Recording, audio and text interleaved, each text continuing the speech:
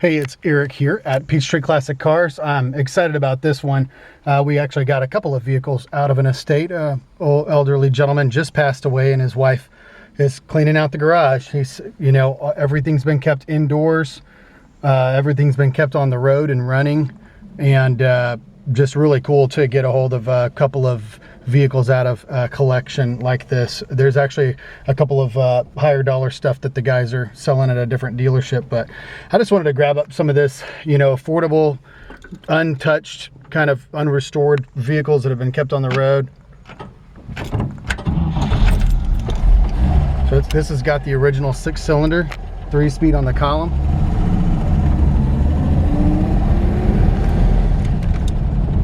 And of course I'm driving and holding a camera, so give me a little grace.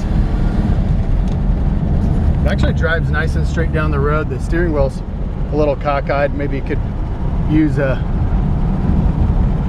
alignment or adjustment of the steering wheel, but as far as driving down the road right now, we're going, it is just smooth, it's quiet. I do have the windows down. It's 92 degrees here today in Georgia, but just a very straight driving, just a touch of play right there. And the steering, I would say, very normal for the age of this vehicle and the tires that are on it. It's actually got a fairly new set, or at least low miles set, of white wall tires, which are awesome. Brakes are stopping strong. Now keep in mind, I just got this car in and I didn't service it whatsoever. We just got it out of the garage over there, and it's just, we drove it away, which was awesome. Just didn't have to do anything to it. Didn't have to put gas in it or nothing. Just crank it up. And this is an old man who was taking good care of his vehicles. So even the emergency brake works. And I'm not super familiar with this model. This is a 1953 210. And when I say I'm not familiar with the model, meaning I don't even know how to turn on the heater. That's probably a lighter. Oops, you can't see my hand there. I don't know what that is. Probably the wipers. Yeah, and they're old. And then the heater here, try to turn the blower on, and I don't hear it engaging. It could just be a relay. Usually they are. That's usually one of those things that's not tough to fix. And then the original radio, it does not light up or work. I've actually only ever jumped in one of these vehicles in the years I've been doing this and found a working radio. The horn is also not functional. And in fact, the horn button's just a hair loose. But another thing too, just to before I forget, it appears that years ago the speedometer may have stopped working, so they put another one in. The cool thing is they saved the original speedometer, and who knows how long ago that was. I don't think it was too long ago, but when they pulled this one out, the odometer said 60,308 miles. So we would guess that might be original mileage. This is one of those cars. Great running engine, super reliable. The 6-cylinder, I believe that is we'll pop the hood and double check. It's either a 216 or a 235. Listen to how quiet that exhaust is. It's just crazy. All the windows are in great shape. The windows roll up and down good. There's one crack here, and then the rear passenger window, actually, I say it kind of stops about halfway. That was the only one I couldn't get to roll all the way down.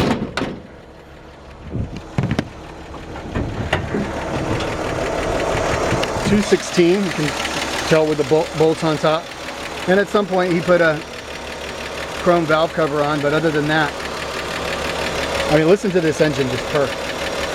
It's actually one of the quieter ones I've ever heard, to be honest. Last fuel filter is in good shape. Air cleaner was painted probably at some point because it's the only thing that doesn't have a patina on it. And it's got an alternator. Still on a 6-volt system. That's a 6-volt battery. It's just a quiet, smooth running. These engines are just bulletproof. Heard some really cool stories about back in the 50s, companies like Coca-Cola would, they bought all the V8, trucks from Ford, and then they returned them and bought 6-cylinder Chevrolet engines because they were more reliable, and just things like that. And that's these engines right here. They just don't quit, and they're really easy to work on. They're very reliable. So anyways, and I did not do a hardcore detail. There's a couple of little dirt and leaves down there. I really didn't want to do anything. I wanted to represent this car as it just got pulled out of the garage. So it appears that the heater is actually not hooked up. The heater hose is not hooked up. It's hot though. The water pump's working obviously fine. And then the oil pressure gauge inside, the temperature gauge, and the voltage meter are all working correctly. Just really clean, solid car.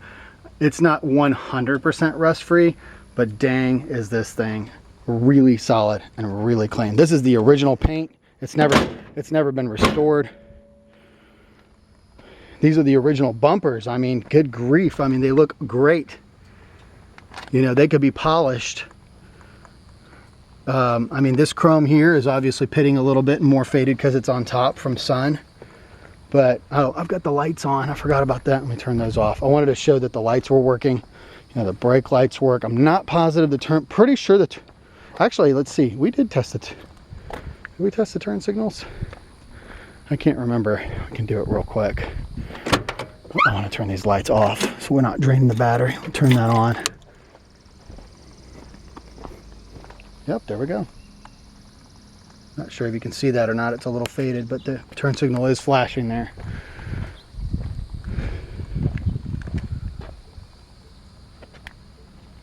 Hopefully you can see that. Actually, you can actually hear the relay inside there. Click, click, click, click. Just barely. So let me turn this back off. I don't want to run that. So appears the only thing that's not working is the heater. I'm not positive the fuel gauge is working or not. I only put about 1.5 gallons, 2 gallons in it because I wasn't sure how much was in there. And we try not to, we ship most of our vehicles and they don't like us to have a lot of gas in them because it makes them heavy. They want us to ship them with 2 or 3 gallons. Hey, just so you know, check this out. That light is on and off. I mean, just these details. So here's what I think. You know, Jen and I talk about cars like this all the time. Like I always want to keep them on. I can't, but quite frankly, I would reupholster the seat, front and rear seat, and I would drive this car. You know, wash it and I'd drive it. I mean, it's got the original paint, the original engine. I mean, it's in great shape. It's got the original wheels. I mean, it's kind of got a cool patina to it, you know, and I'd almost park it outside and let it patina some more. These actually, I've got a buddy of mine who's got this exact same car, but you know, he scuffed it up and let it kind of rust and then clear coated it with a matte clear, and it looks like original. It looks like it was sitting outside in the sun for 75 years or whatever, and it just looks super cool. But even the carpet in here, it looks like it was probably, I can't tell, might be original, you know, old seat. But literally recovering these seats would cost you minimal. I mean, you know, $500-700, something like that. I mean, you know, you can actually buy the kits online that you just, you know, put on, or you can take it to an upholstery shop. But if it was me, that's what I'd do. As you can tell, though, you know, doors are opening and closing well. I'm a little distracted by this car just because I like it so much. Dash is in great shape.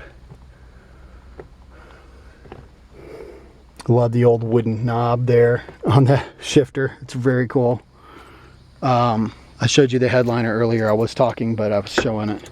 The seat the push button is there, and you just slide it forward and backward. It still works. The keys all are present, including the door locks. They all work.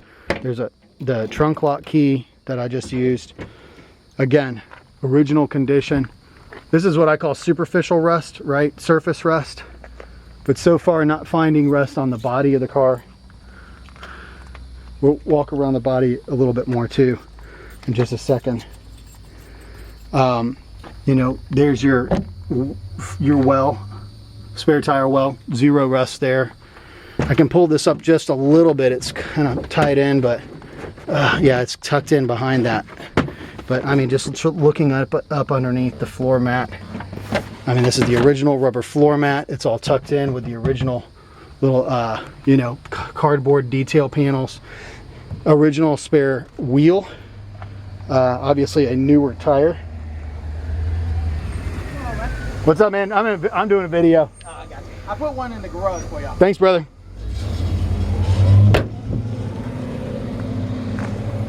So just want to take a closer look. I usually am better about saying, hey, let's walk around the body. The body's absolutely straight. It never appears to be in any kind of accident or anything. There's a little dent down here on the dent here on the trim, a couple little dings, you know, probably being parked in the parking lot. I don't see rust even down below, bottoms of the doors, bottoms of the fence, you know, underneath the rockers. I want to be careful not to make this go too long. Obviously a couple, that's the original oxidizing paint primer, orange oxidized primer that they use at the factory. A couple little spots here and there, a tiny little bubble there, two tiny little bubbles there, maybe one right there. Trim on this side looks good too. We'll look up underneath it real quick. So your rockers, I'm gonna let the camera shift there. These are the original rockers. You know, your weep holes and everything, they're all in great shape. Original frame rails, floor pans. So right here you've got some, at one point, and it looks like a long time ago, this was the only spot I can see. And if you look at it from the inside and pull the carpet up, you actually can't even tell. They cut the floor pans and welded it in on top. And that looks like it's been done a long time ago because the undercoating and everything matches. So really clean under here. I mean, that's the original, that appears to be the original muffler even. Like I said, these white wall tires, whenever they were put on, I mean, they haven't been driven much. I could probably look up the year. I think every tire has a little year stamp on it somehow to discern that. I've never done that. I haven't done it in a long time. I won't say I've never done it, but again, all the places where these cars would normally rust. I mean, unbelievable. This is just a great way to pick up an original, you know, unrestored, you know, this is Granny's grocery getter kind of truck car, you know. This is the one that got kept on the road, so it's still reliable. My grandfather's got, grandmother actually, but my grandfather's the one who drives it. She's got her first car she bought back in 1966. It's a Buick Skylark. They drive it 1 mile a week. My grandfather pulls it out of the driveway, and the loop around his neighborhood is almost exactly 1 mile. And that's the best thing you can do for a car, even if it's just a mile. So we got a rust spot there. And this is the only place that I found rust on the car that I was concerned about in the least. Spot right there. And then floor pans on this side. This was the only spot right here. Hopefully you can see that just on the inside of the rocker. That one spot. And that's actually pretty common. But I mean, even the, you know, where the frame. So I've gone a little bit long, so, whew, and it is hot as the blazes. As my great grandfather would say, hotter than the blazes of hellfire and damnation. I'm out here laying down on the freaking hot concrete. But I just want to try to be very thorough. I mean, this is all original undercoating under here. It's not, it's ugly looking. It's ripply, but it's not rusty. Another thing too, in the glove box, we've got the original owner's manual. It's got a bunch of tape on it, like an old person was trying to keep it, you know. I mean, inner fender wells look great. The one thing I like that I miss on these is I miss the fender skirts. Those are always kind of cool. All right, last one, and I'm gonna let you go. But this way, you know, we rarely meet customers face to face. Most of our vehicles are shipped. We've got a great shipper we can recommend, and you know, we've got the whole system down, you know, to help you get a car from Atlanta to wherever you are in the United States or the world. We've sent stuff to Switzerland. I've even sent stuff to New Zealand and Australia, Hawaii, Alaska, all over the place. So give us a call. It's peachstreetclassiccars.com, and we look forward to hearing from you.